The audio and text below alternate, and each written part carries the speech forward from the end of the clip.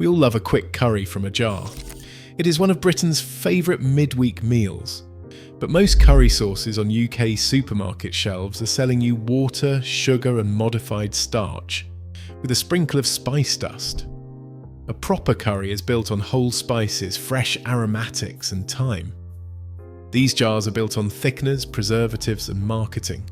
We flipped the labels on every major brand in the aisle and found 8 to avoid, from forgotten powders to trusted household names, plus 3 that are actually worth buying. Let's start at number 8 with a product that's been hiding its recipe for decades. 8th place belongs to Vesta Curry, a relic from the era when British convenience food meant little more than a sachet of powder and a promise of exotic flavour. Vesta's curry mix, still sold in discount chains and online, is built around a formula that has barely changed since the 1960s. But for all its nostalgia, the product offers almost no transparency. The ingredient list is not published on the pack, nor is there a technical data sheet available from the manufacturer. Consumers are left guessing what is inside, beyond a blend of starch, salt and maltodextrin that forms the backbone of the powder. Dried vegetables and generic spices are mentioned in passing, but the actual percentage of real spice is undisclosed and likely minimal. The result is a curry experience that relies on carbohydrate fillers and sodium to create bulk, with flavour coming from artificial enhancers rather than authentic aromatics. Taste complaints are common, with many describing a flat, salty base and an aftertaste closer to instant soup than any recognisable curry. Vesta's refusal to provide a full ingredient breakdown stands out even among processed sauces, setting the bar low for ingredient transparency. This is not a shortcut to homemade curry. It is a lesson in how convenience products can swap real food for industrial bulking agents, leaving shoppers with little more than a flavoured starch blend in a retro box. Number 7 is Bisto Chip Shop Curry Sauce Granules. The product spells out its priorities right at the top of the ingredient list. The main components here are not spices or vegetables, but maltodextrin and potato starch, 2 industrial bulking agents that deliver texture and body, not flavour. Maltodextrin, a processed carbohydrate, is the first ingredient by weight, followed closely by potato starch, palm oil and onion powder. Sugar appears ahead of any actual spice, confirming that sweetness and cheap fillers take precedence over authentic seasoning. The only declared allergen is wheat flour, which is fortified but does nothing to elevate the sauce's culinary value. Palm oil, flagged for its environmental impact, is included as a core fat source. Bisto's formulation avoids E numbers and MSG, but that is little comfort when the bulk of the jar is starch and sugar. Retailing between £2.19 and £2.49 for a 185 gram pouch. This granulated mix is marketed as a quick fix for chip shop cravings, yet the only real shortcut is in cost. Spices and real aromatics are pushed to the margins in favour of cheap carbohydrate fillers. Unlike the retro mystery of Vesta, Bisto's label makes it plain. You are buying a powder that is engineered for bulk, not for flavour. The reliance on maltodextrin and starch here sets the stage for what is to come in the jarred sauce aisle, where water and modified thickeners dominate, and the promise of curry is reduced to a handful of industrial ingredients masquerading as a meal. Number 6, Homepride Classic Recipe Curry Sauce. Trades on a familiar face and a promise of British comfort, but the label tells a different story. The first ingredient is water, immediately signalling that this jar is more about bulk than flavour. Before any mention of spices, sugar appears, an unmistakable sign that sweetness, not heat or complexity, is the backbone of the formula. The ingredient list continues with tomato puree, palm oil, wheat flour, onion powder, salt, a generic curry powder blend, garlic powder, and the vague catch-all flavourings. Nowhere do we see a breakdown of real spices. The jar even lists key ingredients as tomato 9%, pineapple 8% and onion 7%, proportions so minor they barely register. These numbers, printed right on the jar, reveal just how little of the sauce is built from whole foods. Preservatives E202 and E300 are added for shelf life, not for taste. There is no MSG or artificial colour, but the reliance on industrial additives and thickeners is clear. For an average price of £2.49, shoppers are buying a branded nostalgia trip packaged by Premier Foods, the same conglomerate behind Sharwood's, Vesta and Loyd Grossman. The Homepride name might evoke memories of Sunday dinners, but the actual product is a masterclass in cost cutting, water and sugar up front, minimal vegetables, and a dusting of spice. Rather than delivering the rich layered flavour of a homemade curry, this sauce offers a thin, sweet base padded out with starch and preservatives. It is a reminder that a trusted brand and a familiar mascot are no guarantee of quality, especially when the ingredient list is engineered for profit, not for taste. Number 5 exposes the reality behind supermarket own brand curry sauces, a segment that promises value but delivers little more than industrial filler in a jar. On the surface, products from Tesco, Asda and Morrison's look like a smart budget choice, often priced around £1.85 for a 400-gram jar. But a glance at the ingredient lists reveals a pattern repeated across the aisle. Water leads every recipe, followed by tomato puree or concentrate, then a parade of cheap thickeners, wheat flour, wheat starch and rapeseed oil. Sugar is never far behind, appearing before any mention of real spices. E2G2 potassium sorbate is a universal preservative across all 3 brands, while Morrison's Basics goes a step further, adding E150D caramel colour for a synthetic hue. The actual curry powder content is unquantified, buried deep in the list with the spice percentage left unstated and likely minimal. What is less obvious to shoppers is that these jars often roll off the same production lines as the big name brands. Labels on Tesco and Sainsbury's jars confirm manufacturing at Premier Foods' Worksop site, the same factory that produces Sharwood's, Homepride and Loyd Grossman sauces. The result is a private label product engineered for cost, not flavour. The price per 100 grams might undercut branded jars, but the nutritional trade-off is steep. High water content, high sugar and minimal real vegetables or spices. For consumers, the promise of authentic curry is reduced to a blend of water, starch and E-numbers, all packaged under a supermarket label. In the end, the only thing truly different is the price tag. What is inside the jar is a diluted, generic base that puts profit before taste or nutrition. Number 4 exposes Sharwood's Chinese curry sauce, a jar that promises a shortcut to take away flavour, but delivers little more than a lesson in industrial cost cutting. The ingredient list is a masterclass in marketing over substance. Water sits at the top, followed by onion at a declared 16%.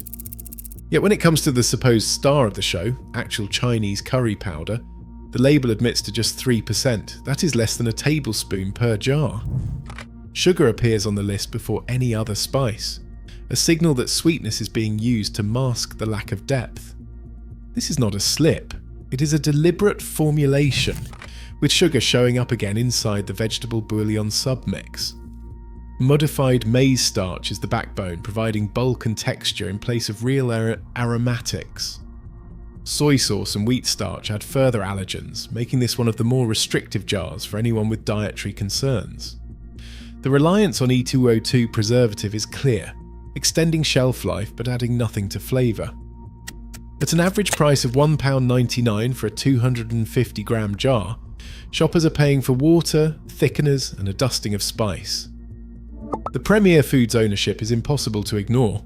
Sharwood sits on the same production lines as Homepride, Vesta and Loyd Grossman, all built around the same industrial template.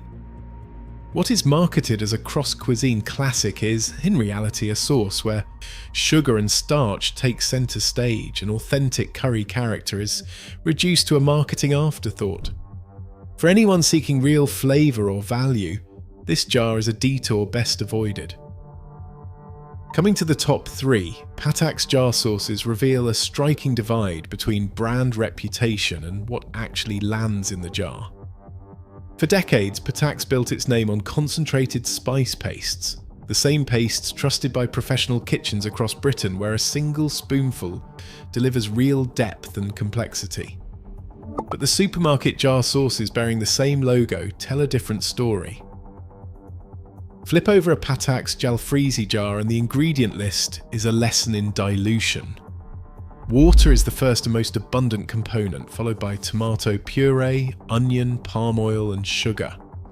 Spices, the very reason most people reach for Pataks, are buried further down, making up an estimated 3% of the total content. That means more than half the jar, often between 52 and 65%, is just water with real flavour left as an afterthought. This is not a matter of tradition or culinary heritage. In 2007, the Patak family sold the company to Associated British Foods, a multinational that also owns Blue Dragon and Twinings. Since then, the jarred sauces have been engineered for mass production and shelf life, not for the kind of depth you would expect from a brand with roots in authentic Indian cuisine. Sugar appears ahead of most spices, confirming that sweetness and body are being built with cheap fillers, not with a careful layering of aromatics. Palm oil provides the fat, while preservatives like E2 and antioxidants such as E300 extend the product's shelf life for months on end. The real betrayal is that Patak's pastes, still available in small jars nearby, remain a go-to for restaurant chefs and home cooks alike, offering a concentrated blend of spices with no water or starch to get in the way. The jar sauces, by contrast, are a watered-down shadow of the original, designed to look like a shortcut to homemade curry, but delivering little more than a sweet, oily base, padded out with industrial thickeners. For shoppers who trust the Patak's name, the difference between paste and jar is not just a matter of taste. It is the difference between paying for real spice and settling for a label.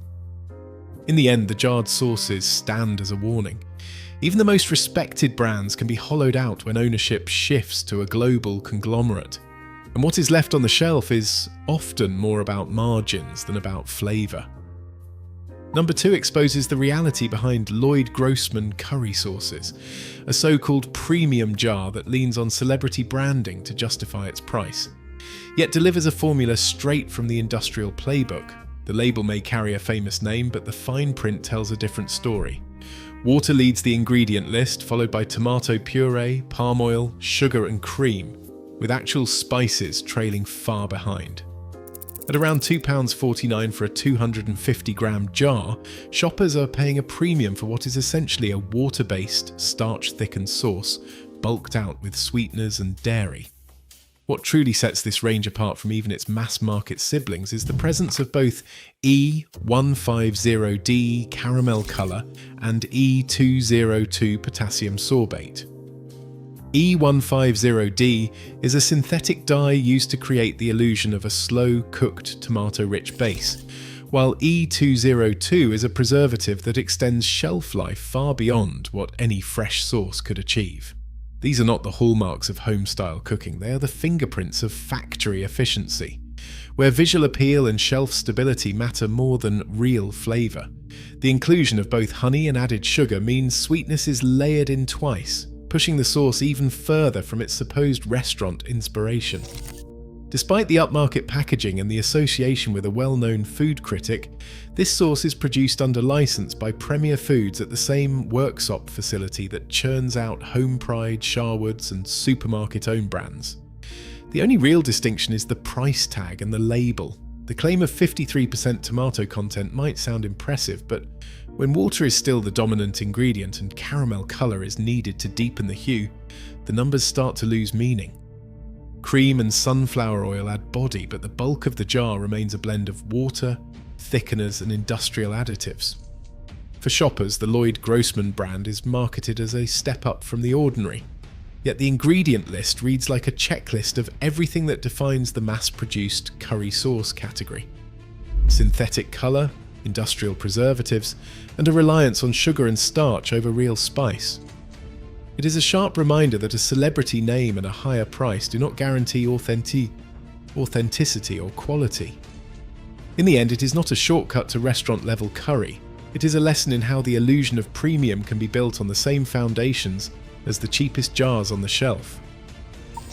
And, finally, in first place, Korma sauces stand as the clearest warning sign in the UK curry aisle. No other style across all brands so consistently delivers a formula that is more dessert than dinner. Flip any jar from Patak's, Loyd Grossman or Tesco, and the pattern repeats. Water leads the list and sugar is almost always next, often outpacing any real vegetable or spice.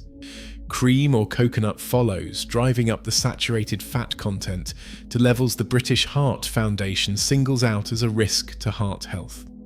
Their guidance is unambiguous. Creamy sauces like Korma are typically higher in saturated fat and calories than tomato-based alternatives, and regular consumption can push LDL cholesterol into dangerous territory, but the nutritional pitfalls do not stop there. Modified starch is a staple thickener, lending the sauce its silky texture but adding nothing in terms of real flavour. Ground almonds appear in nearly every recipe, not for authenticity, but as a cheap way to bulk out the sauce and introduce another allergen. The actual spice content, the backbone of a true korma, is buried far down the list, sometimes so low it is not even quantified. Instead, what defines the category is a bland, sweet, creamy base, engineered to please the broadest palate while sidestepping the complexity and subtlety of the Mughal classic. The original korma was a slow-cooked masterpiece, layered with whole spices, toasted nuts and aromatics. What is sold now is a shortcut, stripped of its heritage and rebuilt for mass production. The ownership story is just as revealing. Whether the label reads Patak's, Loyd Grossman or Tesco, the recipe rarely changes. Premier Foods and a BF dominate the shelf, pushing the same industrial template under a dozen different brands. For shoppers, the illusion of choice is shattered by the ingredient panel. The flip the jar test says it all. If water or sugar comes first and cream or coconut is not far behind, the jar belongs back on the shelf. The promise of convenient curry has been reduced to a blend of water, sugar, modified starch, and a marketing story. For anyone seeking real flavour or even basic nutrition, korma sauces are the one category to avoid at all costs. Across all 8 entries, one pattern stands out. British curry sauces aren't crafted by spice masters. They are engineered by giant food conglomerates selling us water, starch and sugar with a dusting of flavourings. Premier Foods and ABF own most of the shelf, and korma jars are the worst offenders. This is not authentic cooking, it is industrial cost-cutting in a jar. Real curry deserves better than this. Drop your thoughts below. Are you ditching the jars?